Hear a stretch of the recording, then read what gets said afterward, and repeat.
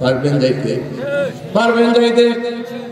ওখানে চাল নেবেন, চিরা নেবেন, পানির বোতলটা নেবেন। আলেম ওলামারা বাংলাদেশে ঐক্য হওয়ার জন্য প্রস্তুতি শুরু করে দিয়েছে। ডাক আসবে, নাঙ্গলকোটের বাইরা পানি বোতল নেবেন, কতটি চিরা নেবেন, চাল নেবেন, যাইয়া বাইতুল মুকাররমের সামনে অবস্থান ধর্মঘট শুরু করবেন। রাজি আছেন? রাজি আছেন? বুড়া চাচারা যাওয়া লাগবে না, আপনারা শুধু থাকলে জওয়ানেরা যাবে, কারা যাবে? আর আপনারা গেলেও নিষেধ নাই, যাবেন তো সবাই, যাবেন তো সবাই, যাইতে হবে। চাল নিতে হবে, চিড়া নিতে হবে, পানির বোতলটা বগলে নিতে হবে, কারো দিকে চাওয়া যায় হবে না। হাঁটতে শুরু করবেন, তবলিগে যেভাবে যায় ওভাবে। কুমিল্লার মহাসড়কে গিয়ে হাঁটা শুরু করবেন, তারা তাকবীরের ধ্বনি দিতে দিতে বাইতুল মুকাররমের চত্বরে গিয়ে বসবেন। নেতাদের অর্ডার না পাওয়ার আগ পর্যন্ত বসতেই থাকবেন, যতক্ষণ পর্যন্ত বাংলাদেশের পার্লামেন্টে কোরআনের পতাকা উড়ানো না হবে ততক্ষণ পর্যন্ত বসছি তো বসছি। প্রয়োজন হলে জীবন দিব, মারবো, মরবো, লড়াই করবো, রক্তের রাজপথ রঞ্জিত করবো। যতক্ষণ পর্যন্ত কোরআন প্রতিষ্ঠিত না হবে ততক্ষণ পর্যন্ত ওই রাজপথ ছাড়বে না। রাজি আছেন কিনা? দুই হাত তুলে আল্লাহ রাখা।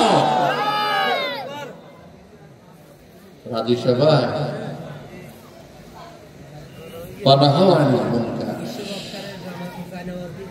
খারাপ কাজ বন্ধ করতে হবে।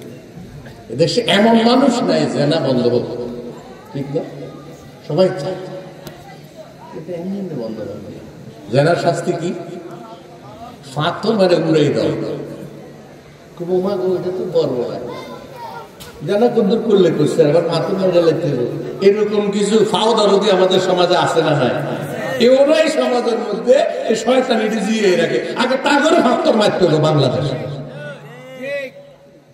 এরাই শয়তানের ছেলে, এরাই মুনাফিকের দোষর। কোরআনের আইন মানতে হবে, কোনো দ্বিধাদ্বন্দ্ব ছাড়া। এই কথা কার? আপনি এখানে বাধা দিচ্ছেন কেন? আপনারা তো দয়া কেন? হযরত ওমর যদি তার ছেলে খুলি উড়াই দিতে পারে, আপনি কে? আপনি কে? হযরত ওমরের কাছে বিচার এসেছে, এজন্য আল্লাহ তাআলা বলেছে 7 দল মানুষকে কিয়ামতের দিন আল্লাহর আদালতে আল্লাহর আরশের নিচে জায়গা দেওয়া হবে। ওদেরকে হাসরের ময়দানেও নেবে না, বাইপাস করে আল্লাহর সাথে নিয়ে নেবে। এর মধ্যে 1 নাম্বার হচ্ছে ন্যায়পরায়ণ বাদশা, ন্যায়পরায়ণ বিচারক। বিগত 15 বছরে শুধু এমন বিচারকই আমরা দেখি যে হাইকোর্ট মাইকোর্টে শুধু দলের হলে 7 মাপ, অন্য দলের হলে খালি মুরগির খাঁচার মতো ঠেলো আর বড়। ঠিক, এটা কি ন্যায় বিচার ছিল? আমি কথা বলছি না, কথা বলে আমি কথা বলি, এটা কি ন্যায় বিচার ছিল?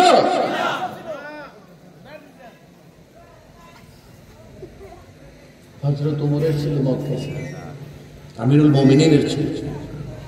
ওয়ানাহানিল মুনকারের কথা বলছি আমি। এখানে হাদিস তেলাওয়াত করেছি, রাসূল বলেছেন ইন্না মিন আশরাতিস সাআ, কিয়ামতের আলামত হলো আইয়ুরফা'আল ইলম, ইলম উঠে যাবে। তারা যে 15 বছরে কোরআনের ইলম উঠে যাওয়ার জন্য যা ষড়যন্ত্র করেছে, আল্লাহ মাফ করুক। বড় বড় আলেমদের মাথার উপরে বাবার ছবি, মেয়ের ছবি, মাদ্রাসায় ছবি, মক্তবে ছবি, এমনকি টাকার মধ্যে ছবি, বাথরুমে পর্যন্ত ছবি। 5 তারিখে ছবিটি কই গেছে? পাউডারের মধ্যে উড়ে গেছে। মামুনের লোক জানে, আল্লাহ সাই দিয়ে জানে, কিন্তু আলেমরা হাতও দেওয়া লাগে না। ওই আবাবিল পাখি দিয়ে আল্লাহ এটা রশিদি পর্যন্ত টাইনে লাগাইছে। এরপরে মূর্তির উপরে ফেসাবো করে দিচ্ছে।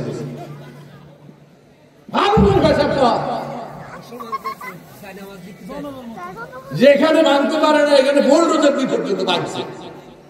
এটা আলেমরা কইছে নাকি ফেরেশতারা ভাঙছে? গজব, গজব, এটার নাম গজব। কোন কালে বেশি বাড়াবাড়ি করে এখনো কচ্ছপের মতো হয়েছে। দেখেন আপনার অনুষ্ঠানের মধ্যে সাপের মতো কল্লা বার করেছে, কচ্ছপের মতো। এই অনুষ্ঠানের আড়ালে এখন কল্লা বাইর করে দেখি হুজুরি কি করে, দেখার টাইম নেই। নির্বাচিত সরকার আছে, বাকি কল্যাণে টাইনে টাইনে কাইটা ফেলা হবে। এই বাংলাদেশে আর তোমাদের মাথা মুখলে দেওয়া হবে না। রাজি আসে কিনা? দুটো হাত তুলে আল্লাহ দেখো। আল কোরআনে বাংলাদেশ কাও একটা মিছিল জানেন আপনার কর্মীটি কি করবি? আমরা এই শেষটাতে আমার গায়ের বলটা খালি ফালাইতেছ। আমি সাক্ষী করে গেলাম মহিউদ্দিন বাইরে, যদি আগামী নির্বাচনে কোরআনের পক্ষের লোক না জিতে এই নেটুয়া তারা বারবার বলবে আর আমার সারা গলা ফুলে কষ্ট দিবে, হইতো না। ওয়াদা ঠিক রাখতে হবে। রাজি আছেন নি সবাই? কথা কন। কিয়ামতের আলামত কয়টা? 4টে বলছে এখানে, অনেকটি আলামত আছে এখানে। 4টে বলছে কি কি? এলেম উঠে যাবে। গত 15 বছরে এলেম উঠাইতে চাইছে আল্লাহ, তো আমার 2-1টা আলেম তোরা মারতে পারবি, মেরে লেবি, কিন্তু একটার পর একটা আইনে দিব, তোরা পাগল হয়ে যাবি।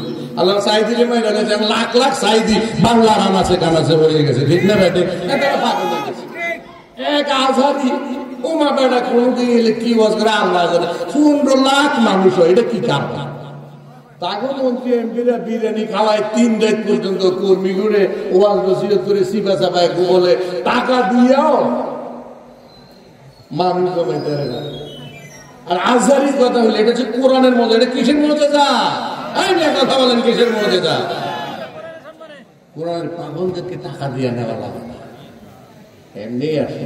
আগামী দিনে শাহজালালের এই বাংলাদেশ কোরআন দিয়ে চলবে ইনশাআল্লাহ। পারবেন না আপনারা দমন করতে, কারণ এটা আল্লাহরই কথা। ইন্না নাহনু নাযালনা যিকরা ওয়া ইন্না লাহু লাহাফিজুন। এই কোরআন আমি নাযিল করেছি, এটাকে রক্ষা করার দায়িত্ব স্বয়ং আমি আল্লাহ। যারা কোরআনের বিরোধিতা করবে তারা এই ফাউলের মধ্যে উড়ে যাবা। আমরা আছি, আমরাই থাকবো, কোরআন আছে, কোরআন থাকবে, বাকি সব চলে যাবে ধুলার মতো। এবং তাই হয়েছে। বলছে না 41 সাল পর্যন্ত বন্ধ বলতো মা গো, 1 সেকেন্ডের ভরসা নাই, ঠিক কিনা? আপনারা যা যে ওয়াজ আইছেন, আল্লাহ যদি হুকুম না থাকে একটি লোক এখান থেকে যাইতে পারবে না, ঠিক না ভাই? ঠিক। আল্লাহর হুকুম ছাড়া যাইতে পারবে না। এই বিশ্বাস যার না, এটি গেলাম বলে সব দিকে কাফের, সব দিকে দুর্গা, সব দিকে সরস্বতী। এই জন্য আল্লাহ কন্ট্রোল দিচ্ছে। নাহলে পৃথিবীর কোন দেশে 365 জন 365 দিন 1 দিন গায়েব হয়ে গেছে। নেতা নেত্রী এমনকি বাইতুল মুকাররমের খতিবও ফলাই গেছে। নাউজুবিল্লাহ। এটা হয় না, এটা হয় না। তার মানে দলীয়করণ করতে করতে এই কালা কোট ফরাইতে পারে বাইতুল মুকাররমটা পর্যন্ত কালা বানায় ফেলাইছে। কোনো যোগ্যতা লাগে না, খালি কোটটা ফেলে বাইতুল মুকাররম ইমাম ওইজন যায়। কিছুদিন আর বাকি থাকলে আমাদের ওই নেত্রীও নামাজও পড়াই দিত। ওনারা না হযরত লেখার কথা কইছে, সবার আগে হযরত আগে হযরত। আমাদের নেত্রীও হযরত। কত বড় দালালের দালাল। ওই যে টাকা খায়, তার থেকে টাকা খায়, তার পূজা দিলে টাকা পায়। এই জন্য আল্লাহর উপরে আসল দিয়ে তুই আল্লাহ গজব দেওয়া নামাইছে, একদম কিয়ামতের গজব। আর করবেন না এরকম শয়তানি। আল্লাহ মাফ করুন। এলেম উঠে যাবে। জাহেলরা সমাজ কবজা করবে, যার কোনো যোগ্যতা না। অযোগ্য ব্যক্তিরা চেয়ার দখল করে বসবে। আল্লাহ বলছে এটা কিয়ামত আলামত। এই অযোগ্য ব্যক্তির লাথে ফালাইতে যোগ্য ব্যক্তি বসাইতে হবে। কিয়ামত ঠেকে থাকে পারবেন সবাই। এরপর আইয়ুজহারা জিনাও, জিনা ব্যভিচার প্রকাশ্যে বেড়ে যাবে, বেড়ে গেছিল। যে হারে বাড়ছে একেবারে পার্লামেন্টে যে ফাটতে যায়, কই গেছে ফাটতে যায়, এখন আর ফাটে না। ফকিন্নি জকিন্নি সব এমপি বানাই দিয়েছে, রাস্তাঘাটে ভিক্ষা করতে গান গাইয়া গাইয়া এলো হয়ে গেছে এমপি জাতি। এই জন্য আল্লাহ বলেছে ওই ছাড়া জেনাও প্রকাশ্যে জানাবে, এগুলো জানার দিকে আহ্বান করেছে, জাতিকে ধ্বংস করে দিয়েছে। প্রকাশ্যে মদ গাঞ্জা চলবে এবং তাই চলেছে, এটা বন্ধ করা লাগবে। নাঙ্গলকোটে শিবাগলিতে মদ খেলে দোষ, কিন্তু 5 স্টার হোটেলে একেবারে বিদেশি বোতলে বোতলে এনে দোষ নাই। আইন কি 2 রকম নাকি? আল্লাহ রাখে। বাদ আনাজ কানাজ থেকে শুরু করে 5 star hotel, 8 star hotel, 9 star hotel, 10 star hotel, যত রকমের হোটেল ওদিক থেকে আগে ভাঙে নামাই তুমি। কোনো কিছু থাকতে হারাম। আল্লাহ তাআলা আমাদের সকলকে কোরআন বুঝার তৌফিক দান করুন। সকলে বলে আমিন। সুমা আমিন। ওয়া তাওফিক ইল্লা বিল্লাহ। যে ভাইরা আমাকে দাওয়াত দিয়েছেন, আল্লাহ তাআলা আপনাদের সকলের মনের আশা পূরণ করুন। এবার আপনাদের প্রধান বক্তা মহিউদ্দিন সাহেব 2 কথা বলুন, তারপর আমরা মুনাজাত করে বাইতে যাব ইনশাআল্লাহ। বলেন, 1 মিনিট বলুন। আপনি না বললে হবে না। আপনি লেখছেন এখানে প্রধান বক্তা, আমি দেখছি এই যে প্রধান বক্তা আপনি বলেন। বলতেন না? বলবো না, থাক। আপনি কষ্ট হয়ে যাবেন, আপনার নেতা তো কর্মীরা কষ্ট দিতে চায় না, এটা একটা ভালো ভালো